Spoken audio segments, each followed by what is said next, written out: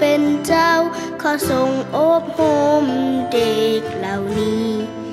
เด็กเหล่านี้คือพฤกษาศาสตร์เด็กเหล่านี้คือพฤกษาศาสตร์ในส่วนมากมายของพระองค์คือบุพาในทงหญ้าคือบุพาในทงหญ้าของพระองค์คือดอกกุหลาบในอุทยานของพระองค์ในอุทยานของพระองค์ขอทรงประทานน้ำฝนของพระองค์มาให้แก่พวกเขา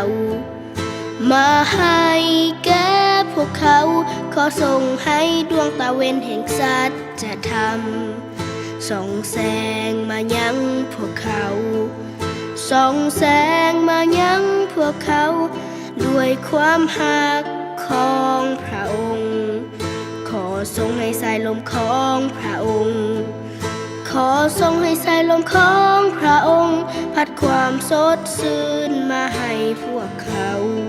เพื่อว่าพวกเขาจะได้รับการอบรมเพื่อว่าพวกเขาจะได้รับการอบรมจะได้เติบใหญ่และพัฒนาและปรากฏขึ้นอย่างงดงามที่สุดและปรากฏขึ้นอย่างงดงามที่สุดพระองค์คือพระผู้ให้พระองค์คือพระผู้ทรงพระองค์คือพระผู้ทรงพระองค์คือพระผู้ทรงเห็นใจ